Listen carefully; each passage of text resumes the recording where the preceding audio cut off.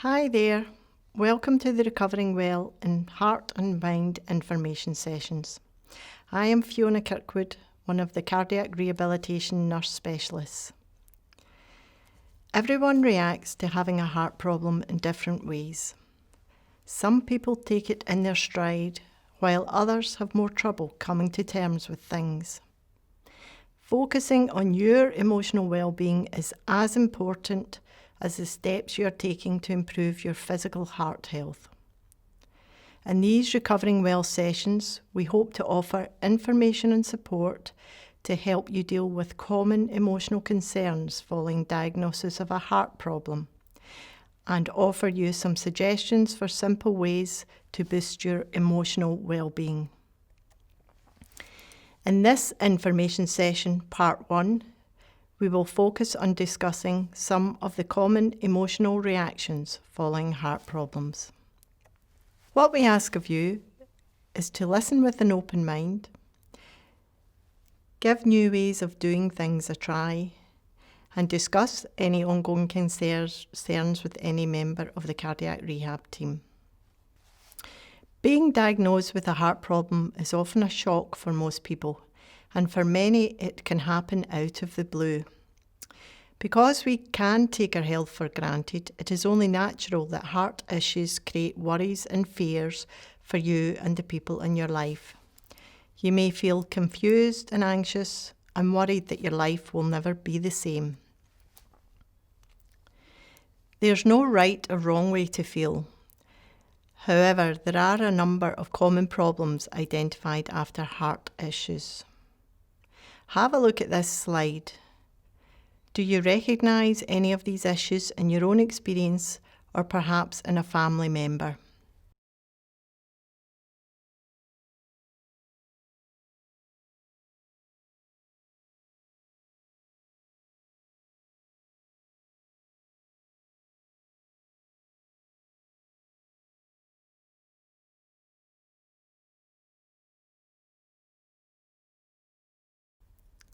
These feelings can be powerful and distressing, but it is important to remember that they are natural reactions to the stress of an often unexpected or traumatic event.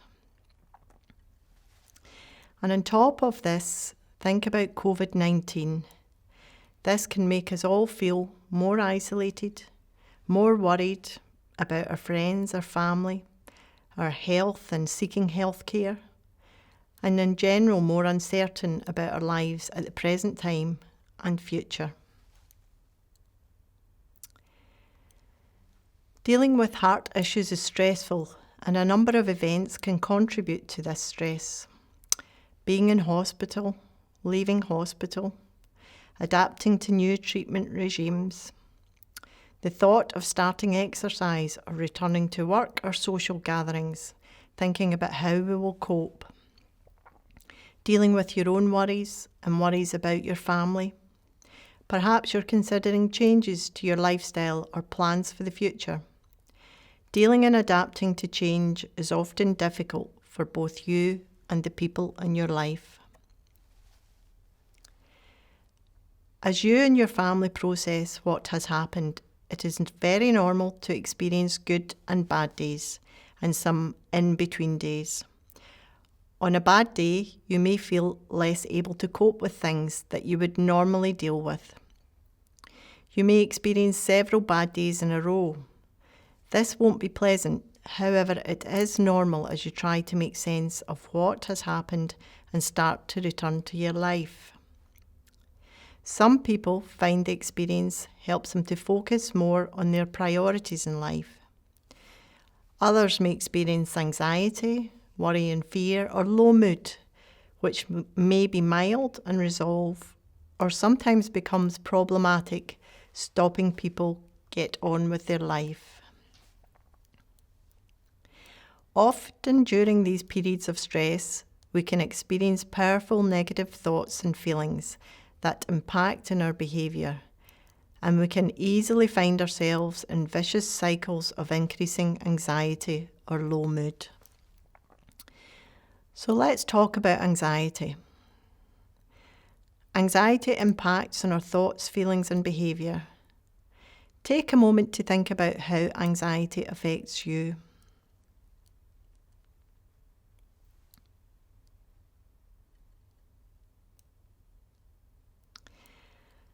Anxiety is very common in individuals with heart problems. We all hate being anxious. It's a horrible feeling.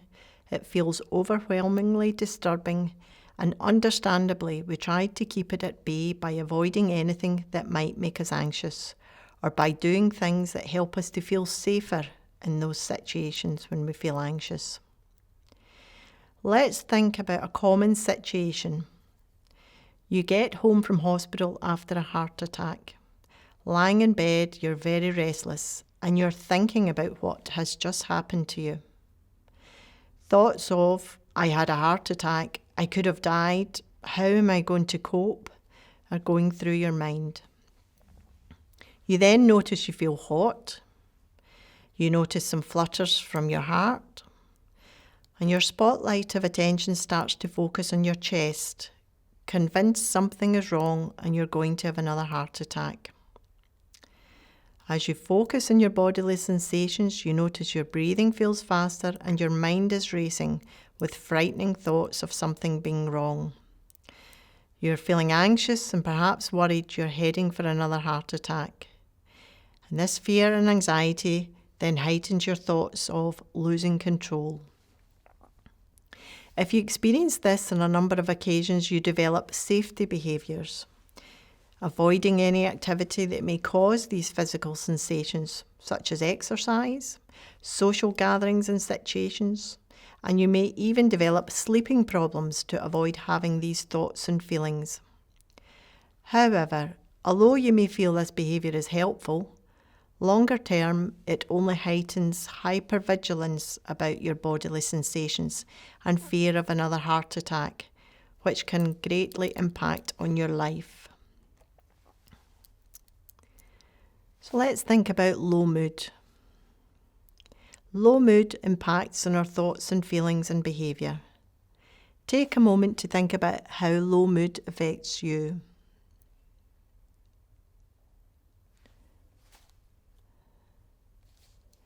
Low mood is normal in all of us from time to time, and especially after a heart event. For some individuals, low mood can last and become problematic, leading to a feeling of hopelessness, loss of interest in themselves, and withdrawal from the things and people that are important in life. Let's think about a common situation. Following heart surgery, you notice you have very little energy. You can't concentrate and you have low motivation.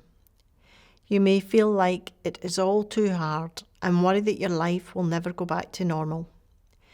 These thoughts can lead to a feeling of sadness and disinterest. You may not wish to mix with your family and will find it difficult to follow the post-operative guidance about your recovery, including exercise. By withdrawing from people and exercise, your physical sensations of fatigue, low motivation and memory issues are likely going to worsen, thereby causing further mood problems. As we come to the end of part 1 of these information sessions, just to recap, remember that people's feelings and moods vary after any illness, particularly a heart illness. In this information session, we have touched on the common emotional reactions following cardiac events. Join us in part 2 when we will focus on some simple psychological strategies to reduce worrying thoughts, feelings and behaviour.